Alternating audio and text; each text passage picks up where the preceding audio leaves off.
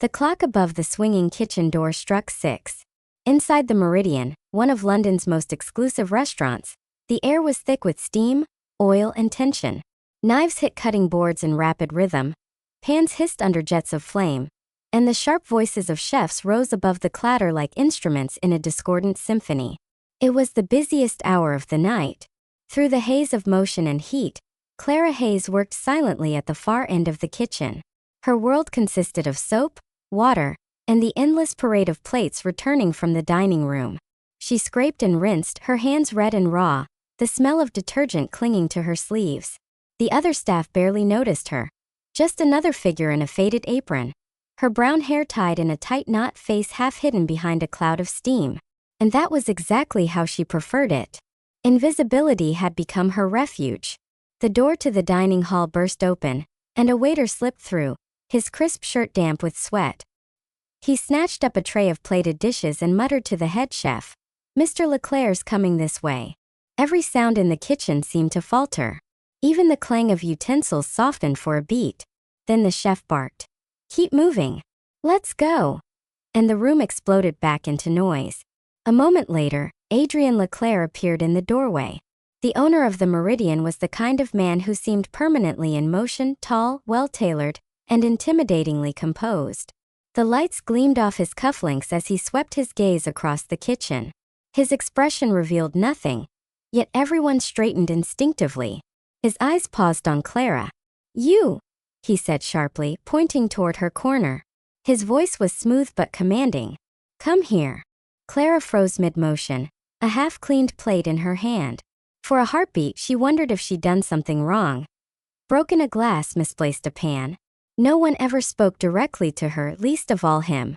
She wiped her hands on her apron and turned hesitantly. "Yes, sir," she managed, her voice soft beneath the roar of the stoves. Adrian didn't bother answering immediately. He gestured impatiently. "Put that down. Follow me." Without waiting for her response, he spun on his heel and strode toward the service corridor. Clara hesitated only a second before pulling off her damp gloves and setting them aside. Curiosity and unease pushed her forward. She hurried after him, nearly jogging to keep up with his long strides through the narrow hallway that smelled faintly of wine and roasted garlic. The hum of the restaurant faded behind them, replaced by the muffled sounds of the city beyond the back door. Finally, Adrian stopped abruptly and turned to face her. His eyes were sharp, assessing. "You have half an hour to make yourself presentable," he said, his tone brisk and absolute. "You're coming with me tonight, to a business dinner." Clara blinked, certain she'd misheard. "I'm sorry, what?" He sighed, checking his watch. "My dinner guest canceled. I can't arrive alone. I need someone discreet." He looked her over with mild impatience. "You'll do." It took Clara a moment to find her voice. "Sir, there must be a mistake. I'm just..." "You're exactly what I need," Adrian interrupted, his tone final. "Now move. Time is short." And before she could question him further, he was gone, leaving Clara standing in the dim corridor, her pulse hammering in her ears. She had no idea what had just happened, but one thing was certain. The quiet, invisible world she had built around herself had just cracked wide open. Clara stood alone in the narrow hallway, the hum of the kitchen fading behind her like the echo of another life. The fluorescent lights buzzed overhead, reflecting off the tiled floor in sharp, sterile lines. For a few seconds, she wondered if this was some kind of cruel joke. A dishwasher, his dinner companion? It sounded absurd. But Adrian Leclerc wasn't known for jokes. She followed the direction he'd gone, her heart hammering as she turned the corner, and nearly collided with him. He was standing by his office door, phone in hand, his expression carved in impatience. Without looking up, he gestured toward a chair. "Sit," he said curtly. "We have very little time." Clara obeyed, still too stunned to protest. The office was immaculate, dark wood, a faint scent of coffee and cologne, shelves lined with cookbooks and awards. Everything about the room reflected the man who stood in it. Precise, controlled, deliberate. He ended his call and finally met her eyes. "Listen carefully. In an hour, a group of foreign investors is arriving for dinner. Each of them will be accompanied by a wife or a companion. My former partner," his jaw tightened slightly, has decided to terminate our arrangement rather suddenly. So I require a suitable replacement. Someone who won't embarrass me." Clara blinked. "You want me to pretend to be your date?" Adrian raised an eyebrow. "Would you rather I say colleague? The distinction hardly matters. You will attend dinner with me, sit quietly, and smile when appropriate." She stared at him, speechless for a moment, then gave a small incredulous laugh. "Sir, I wash dishes for a living. I don't belong in your world. Surely one of the waitresses." "No," he cut in sharply. "They're too young, too eager. They'd giggle or gawk at the guests, and this dinner is far too important for that." He looked her over again, his gaze analytical but not unkind. "You, on the other hand, you have composure. I've seen you. You work in silence. You observe." Clara flushed. "I observe because no one talks to me." "Exactly." He smiled faintly. "You understand discretion." She hesitated. A part of her, small, defiant, wanted to refuse outright. But curiosity stirred beneath her fatigue. What did she really have to lose? Her job? That had never been more than survival. Still, she folded her arms. "If I agree," she said carefully, "it's on two conditions." Adrian's brows rose, amused. "Conditions? You realize you're negotiating with your employer?" "Yes," she said quietly. "And you realize you're asking your dishwasher to save your reputation?" For the first time, his composure wavered. He gave a low, reluctant chuckle. "Fair enough. What are they?" "First," Clara said, meeting his gaze evenly, "you treat me with respect for the entire evening. No commands, no orders, just courtesy." His lips curved slightly. "I think I can manage that. And the second?" She glanced down at her worn jeans and stained apron. "If I'm to be seen at your side, I can't show up dressed like this. I'll need something appropriate." Her eyes flicked toward his wristwatch, sleek and silver. "And since this isn't exactly my social circle, I'll need your card to buy it." The silence stretched for several long seconds. Adrian looked at her as though she'd just suggested he hand over the restaurant's deeds. Then, to her surprise, he exhaled through his nose and nodded once. "You're audacious, Miss Hayes," he said finally, reaching into his wallet. He hesitated for a heartbeat, then produced a gold credit card and set it on the desk between them. "You have 45 minutes. Return by 7. Don't make me regret this." Clara picked up the card carefully, as if it might vanish at any moment. "I won't." As she stood to leave, he added, "And Clara, this is strictly professional." She paused at the doorway, looking back at him with a faint, knowing smile. "Of course," she said softly. "It always is. Until it isn't." Then she disappeared down the corridor, her pulse thrumming with something she hadn't felt in a long time. Anticipation. The streets outside the Meridian glowed under a drizzle of evening rain. Streetlights blurred into gold ribbons across the wet pavement as Clara hurried through the heart of London, clutching the edge of her coat and the gleaming card in her hand. The word Leclerc shimmered faintly in embossed letters across its surface, a symbol of a life that wasn't hers, but tonight, for some reason she couldn't yet name, she was stepping into it. Every night for the past 6 months, she'd walked past a certain boutique on her way home. Inside its window, a single gown stood beneath a spotlight, a deep indigo creation that seemed to capture the color of midnight itself. The first time Clara saw it, she'd stopped dead on the sidewalk. It was everything she'd once been, or perhaps everything she still longed to be. Elegant, alive scene. Now, for the first time, she pushed open the boutique's glass door. A bell chimed softly, announcing her arrival.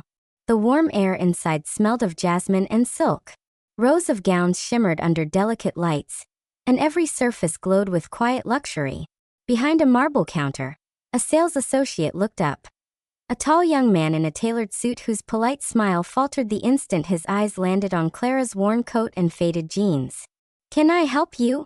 he asked, the edge of condescension sharp beneath his cultivated tone. Clara met his gaze calmly. "I'm looking for an evening dress," she said, her voice steady. "The one displayed in your window, the indigo gown."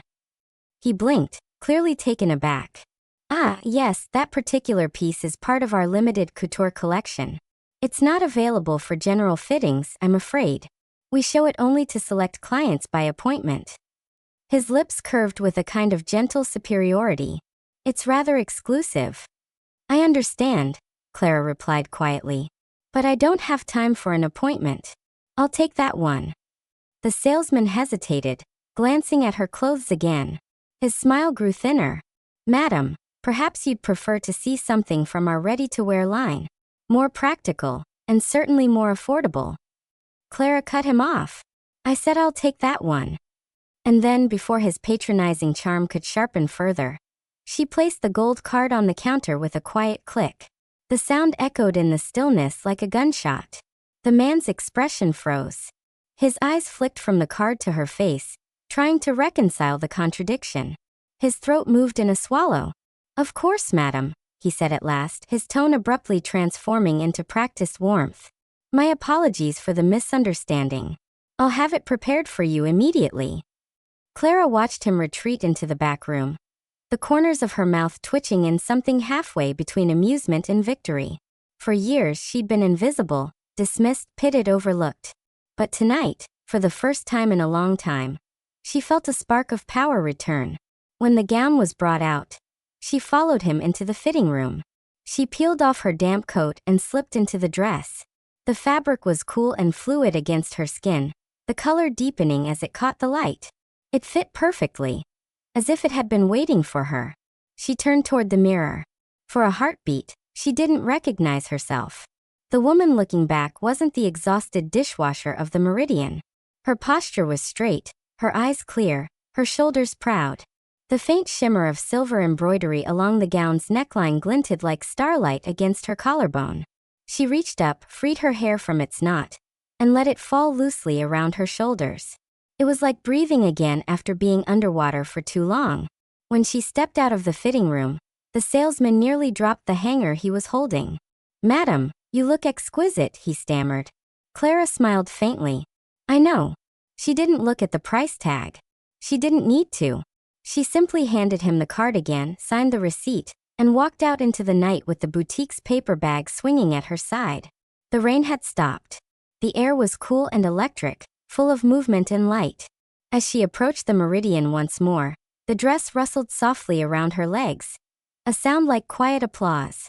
She took a steadying breath, lifted her chin, and pushed open the front doors of the restaurant. Whatever awaited her inside, she was no longer invisible. The grand glass doors of the Meridian glided open with a whisper. The familiar aroma of roasted duck and truffle oil filled the air, but tonight it smelled different to Clara. No longer like labor, but like destiny.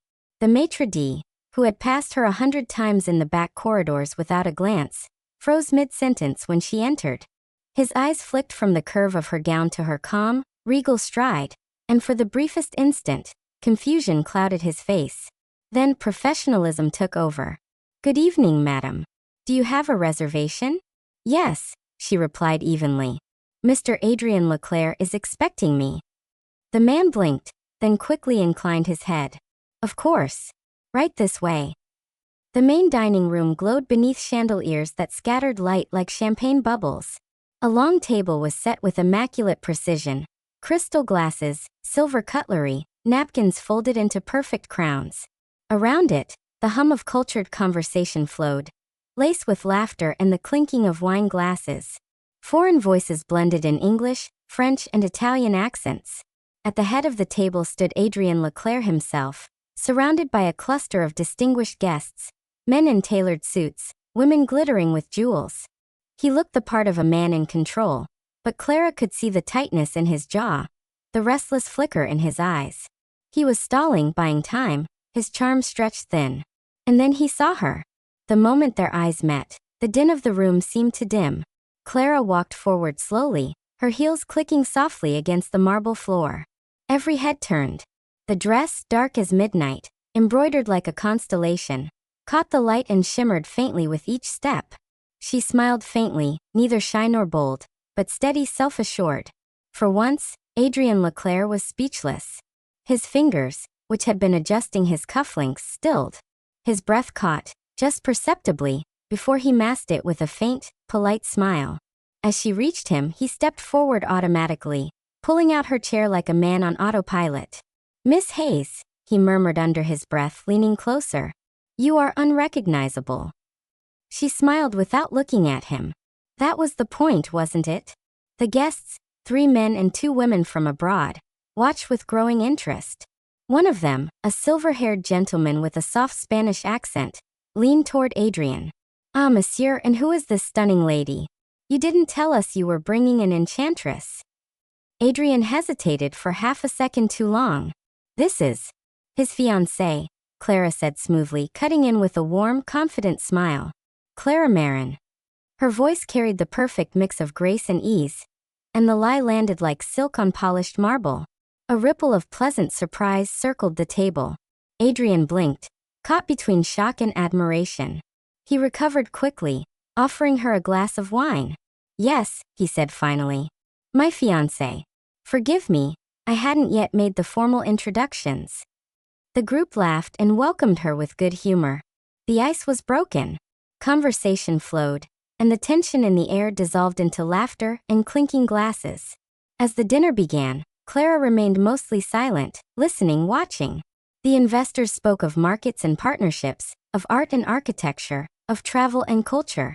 Adrian carried the conversation deftly, though every so often, his gaze would drift toward her, as if trying to reconcile this poised woman beside him with the one he'd seen scraping dishes hours before. Halfway through the meal, the woman seated opposite Clara, a sleek brunette with a diamond necklace and a voice like velvet, smiled and leaned forward. You're very quiet, dear. Tell us, what do you do? Adrian's fork paused midair. Clara took a sip of sparkling water, then met the woman's gaze calmly. I devote my time to art, she said, her tone soft but confident. Mostly music. I prefer quiet moments to the noise of crowds. Her accent, gentle, neutral, with a trace of something refined, made the table fall briefly silent. Then the woman's expression brightened. A musician. How wonderful. Do you play? I used to sing, Clara replied. Adrian turned slightly, his eyes narrowing just enough to betray surprise. Used to? The conversation picked up again, lively and effortless. Adrian's guests were charmed by Clara's elegance and her understated grace. Even he couldn't deny it, she had transformed the evening. Her presence softened his edges, balanced his ambition with quiet warmth. As the plates cleared and dessert arrived, Adrian leaned closer. His voice was low, meant only for her. You've just rescued this entire night. She didn't look at him. You're welcome, she said softly, stirring her coffee. I told you I'd play the part. For a moment neither spoke. The candlelight flickered between them, reflecting in the dark surface of her eyes. Adrian felt an unfamiliar pull in his chest, something between gratitude and curiosity. He had no idea who this woman really was, but one thing was certain. The story of Clara Hayes, the dishwasher, was a great deal more complicated than he'd ever imagined. The dinner lingered into the late evening. Soft music from a live quartet, weaving through the air like smoke. Wine glasses were refilled, laughter rose and fell, and the candles burned lower, casting the room in honey-colored light. Clara sat perfectly poised, her hands folded around the stem of her glass, every movement measured. The earlier nerves had faded, replaced by an unfamiliar calm. She'd found her rhythm, the same steady grace that had once guided her through melodies and stages, before everything fell apart. But Adrian was watching her differently now. He'd stopped pretending it was all part of the act. He'd always been a man who noticed details, the angle of a knife, the balance of flavors, the tempo of a kitchen. But watching Clara speak, smile, deflect questions with ease, he realized how little he'd truly seen her before tonight. Not just overlooked her, but erased her entirely.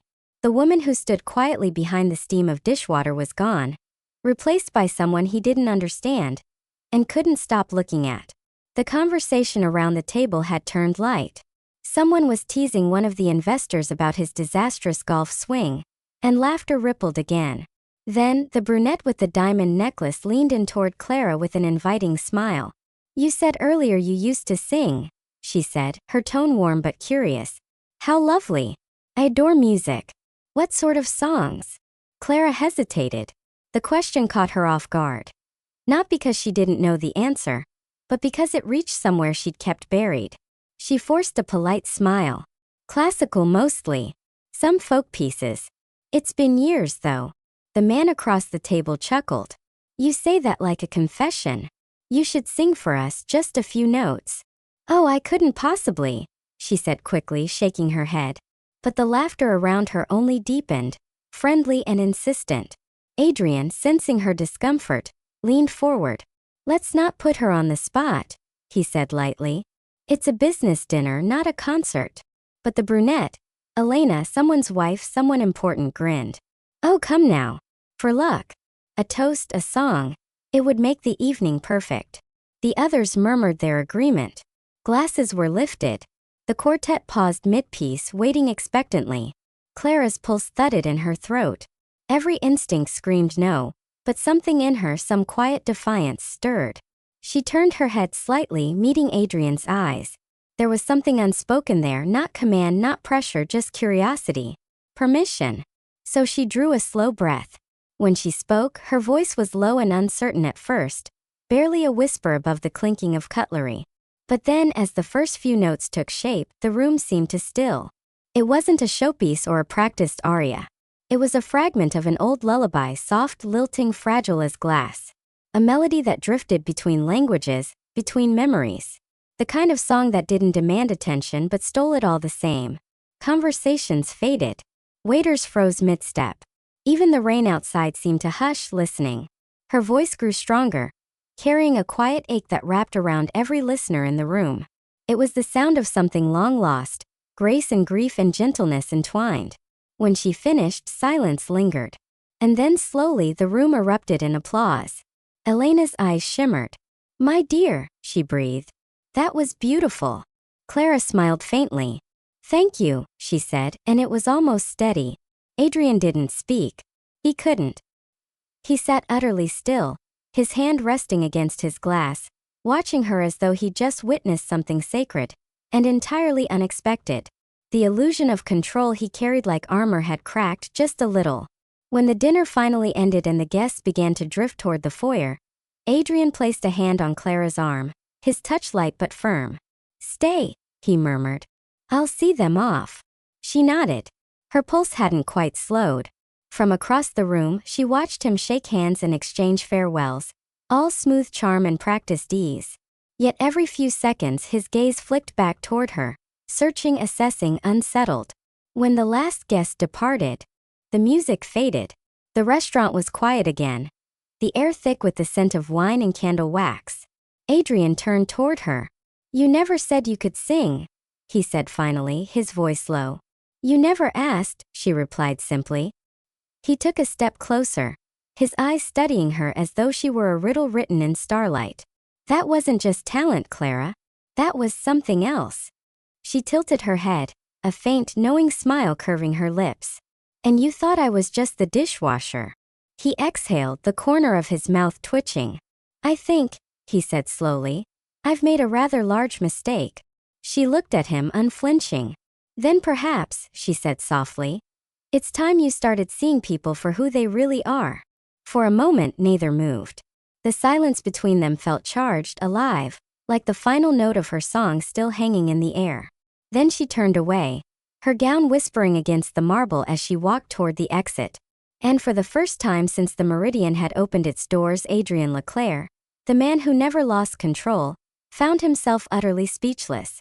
The rain had returned by the time the last guest's car disappeared down the boulevard. Inside the Meridian, the chandeliers were dimmed, the tables half cleared, the scent of wine and rosemary still lingering in the air. Adrian stood near the bar, his tie loosened, his reflection wavering faintly in the polished glass of a wine bottle. The night had been a success by every measurable standard. Investors charmed, deals set in motion. And yet, he couldn't shake the sound of Clara's voice. He'd heard thousands of performances in his life. String quartets, gala sopranos, celebrity ballads. None of them had struck through his composure the way she had. There had been something raw in it. Something that didn't belong to luxury or artifice. It was the sound of a woman who had lived. He rubbed a hand over his jaw, as if to shake off the thought, when he heard the soft echo of footsteps behind him. Clara was leaving. She had changed back into her old coat, the indigo gown folded carefully in a garment bag over her arm. Even in the muted light, she seemed different now, not transformed, not disguised, but whole. The illusion of elegance hadn't vanished with the dress. It had simply revealed the truth that had been hiding beneath her silence all along. "You're leaving without saying good night," Adrian said, his tone low, even. He wasn't sure why he said it. Clara paused near the door. "I wasn't sure it was my place." He turned fully toward her. "You made it your place the moment you walked into that dining room." Her gaze flicked toward him, steady but unreadable. "I played a part. That's all." He shook his head. "That wasn't acting. Whatever that was, it was real." A silence stretched between them, thick, alive. Then Clara gave a faint, weary smile. "Real doesn't belong in your world, Mr. Leclerc. It stains too easily." He should have laughed. That was what he usually did when someone tried to be profound around him. But something in her voice, quiet, certain, stopped him. He stepped closer. "Tell me something," he said. "That song. Where did you learn it?" Clara hesitated, the edges of her composure softening. "My mother used to sing it," she said finally. "When I was little. Before she died." Adrian's voice lowered. "You were trained, weren't you?" Her lips pressed into a faint, bitter smile. "Once. Conservatory scholarships, recitals. All the things that were supposed to lead somewhere." "What happened?" She drew a breath, eyes fixed on the floor. "Life," she said simply. "And people who didn't keep their promises." There was no self-pity in her voice, just fact. It was that restraint, that quiet dignity, that caught him off guard more than anything else.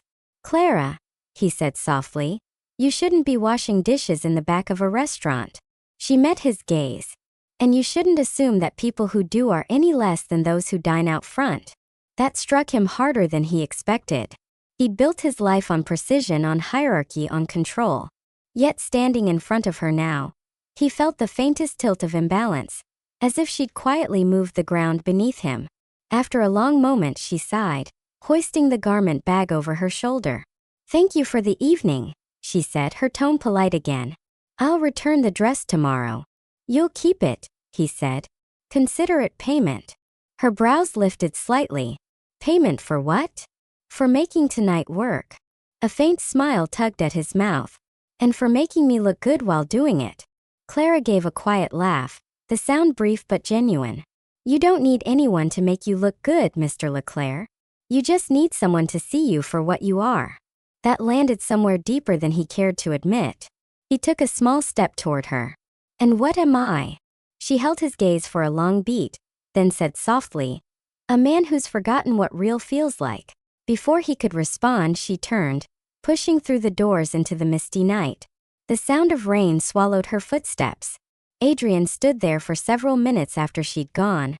His reflection in the window fractured by droplets of water. For once, he didn't look like the man who had it all under control.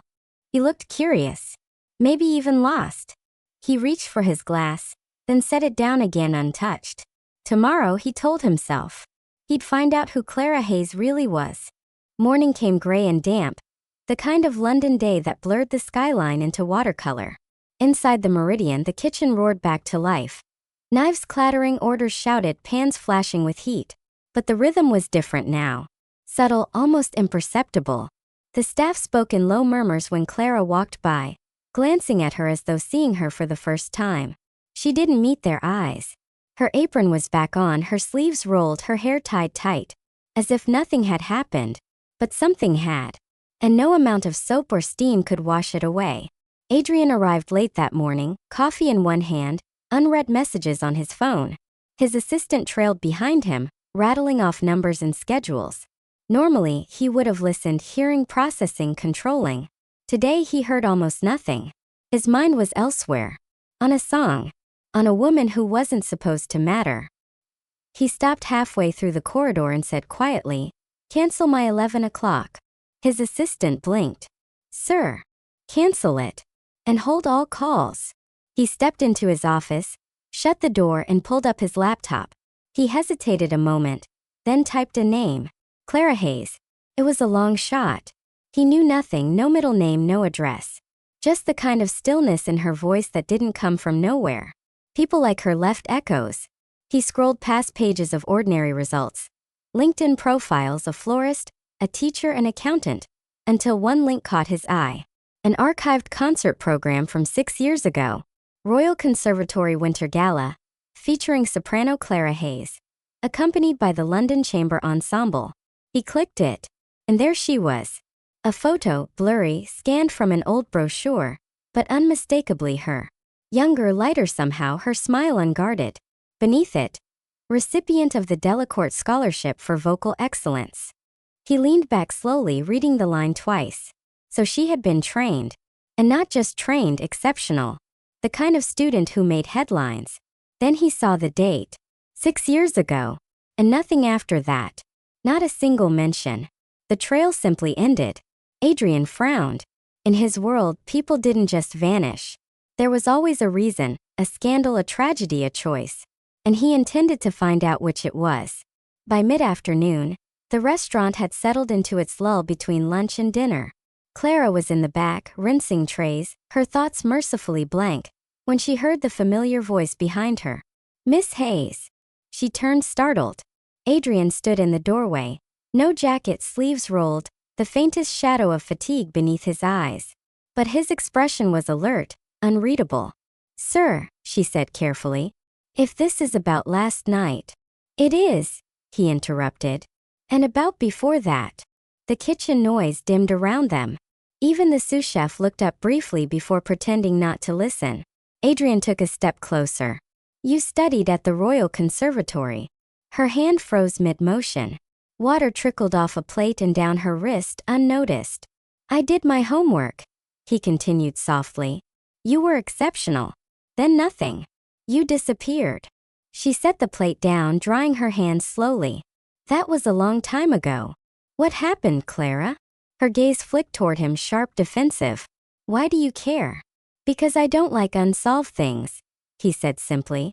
And because I think you're hiding something that doesn't belong in a kitchen. She laughed quietly, without warmth. You really can't stand not knowing, can you? No, he said. Not when it comes to you. Something flickered in her eyes then, surprise, maybe, or something dangerously close to emotion. But it was gone as quickly as it came. She turned back to the sink. It doesn't matter. That life is over. People don't just throw away talent like that. She glanced at him over her shoulder. You'd be surprised what people throw away when they've got no other choice. The words landed like a challenge, and a wound. Before he could speak again, a waiter burst through the door with a tray of champagne flutes, breaking the tension. Clara used the moment, stepping aside and murmuring, Excuse me, sir. I have work to finish. He watched her go. His reflection caught briefly in the stainless steel wall. He saw himself for what he was. Restless, intrusive, curious for reasons he didn't dare name. But as she disappeared into the steam and noise of the kitchen, he knew one thing with unsettling certainty. He wasn't done with Clara Hayes.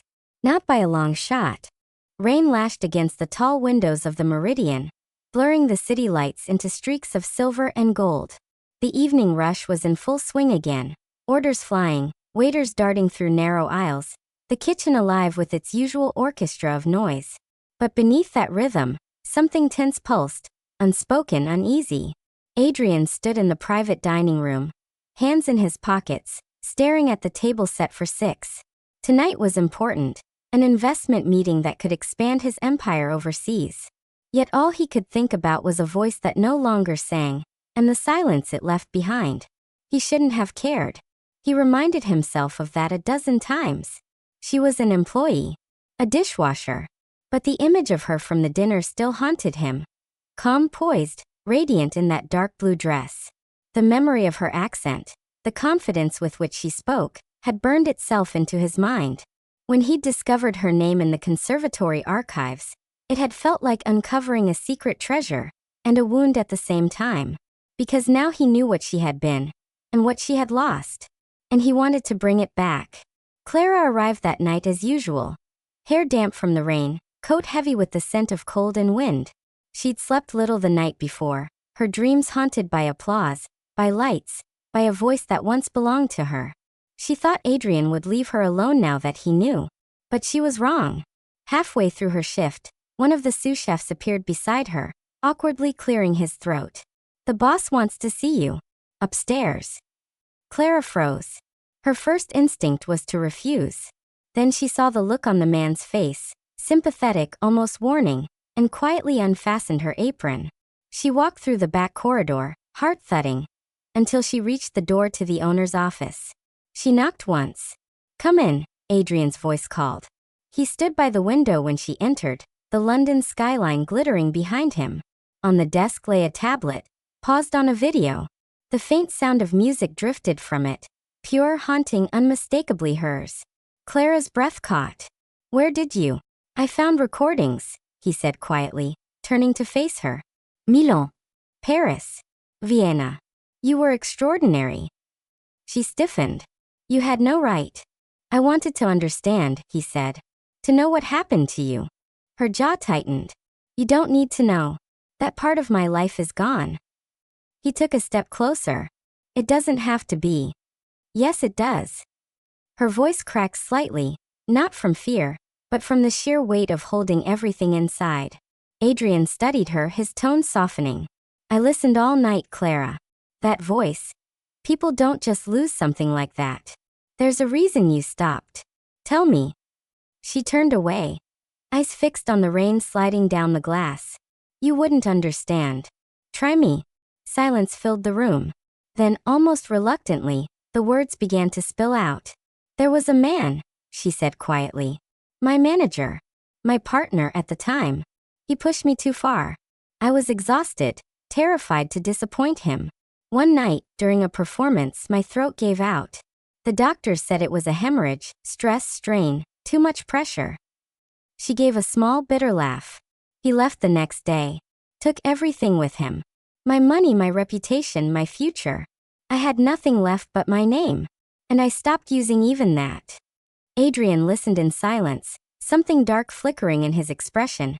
Anger, pity, admiration all tangled together. "You didn't deserve that," he said finally. She looked at him then, her eyes tired but steady. "Deserve's got nothing to do with it. We all lose things we can't get back." He shook his head slowly. "That's where you're wrong. You can get it back. I've already reached out to a specialist in Geneva, one of the best in vocal restoration surgery." Her voice sliced through his words. "Stop." He blinked, startled. "Don't do this," she said, her tone suddenly sharp, trembling with emotion. "Don't pretend you can fix me. You don't even know me." Adrian took another step forward, lowering his voice. "I know enough to see you're wasting away here." "And what?" she snapped. "You'll rescue me? Like some project you can rebuild and display at your next dinner." "That's not what this is." "Then what is it, Adrian?" Her eyes glistened now, her control cracking. "Guilt? Curiosity? Some fantasy about turning a dishwasher into a diva again?" The silence that followed was deafening. For a long moment, neither of them moved. The rain beat harder against the window. Finally, Clara whispered, "You can't save me." Adrian's voice was quiet, almost pleading. "I don't want to save you, Clara. I want to give you back what's yours." Her throat tightened and she looked away, blinking fast. "Then give me one thing. Anything. Let me go." The words hung between them, final, aching. And before he could answer, she turned and left, closing the door softly behind her. That night, the Meridian glittered with laughter and clinking glasses, but Adrian hardly noticed. His investors praised the food, toasted the future, and congratulated him on another triumph. But all he could think of was the echo of her words, and the sound of a voice that no longer sang. He stood by the window after midnight, the city stretching endlessly below, and whispered to himself, "She thinks I can't save her. But I'll find a way."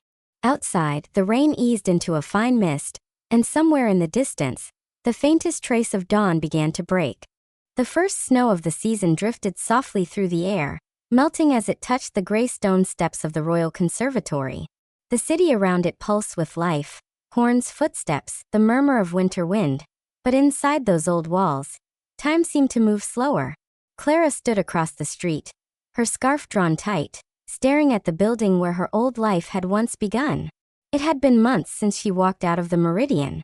She hadn't spoken to Adrian since that night. The message had come later, short, almost cold. I've made arrangements in Geneva. Everything's covered. If you change your mind, the door is open. She'd ignored it. Or tried to.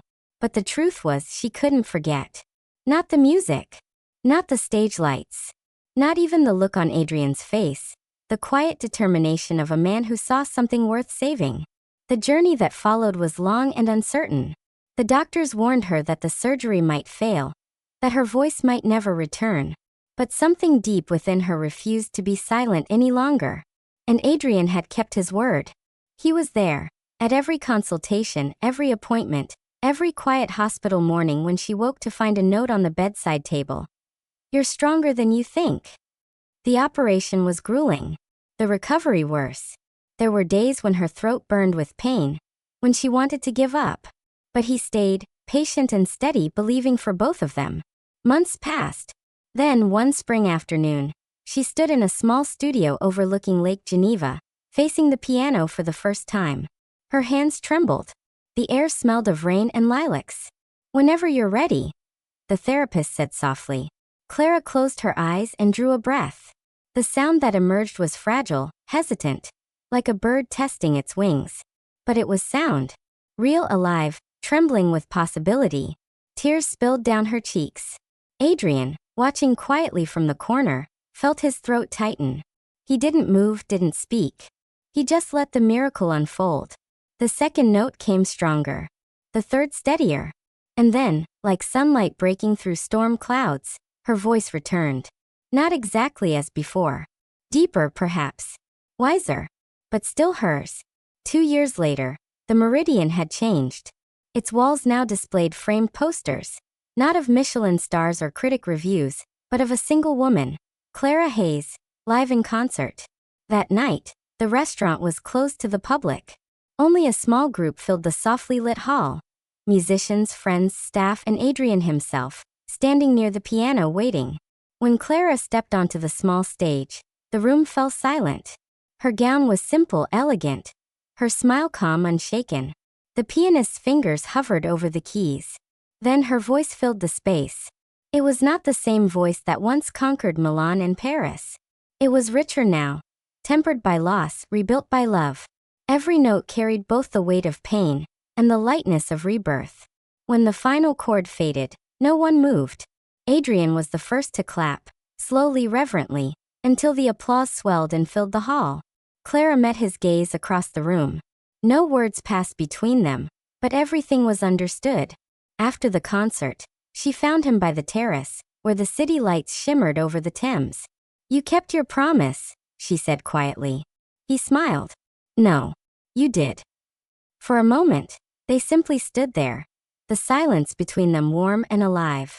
Then Clara looked up at the night sky and whispered, It's strange. I thought I'd lost everything that mattered. But maybe losing it was how I finally found myself. Adrian reached for her hand, his voice low. And maybe that's how we found each other. She turned to him, eyes soft, and smiled. The city hummed below, alive and endless. And somewhere in that quiet moment, beneath the glow of streetlights and the echo of applause still lingering in the air, Clara Hayes knew her story had begun again. Let me know how you liked my story. And be sure to subscribe to our channel. A new story will be posted here tomorrow.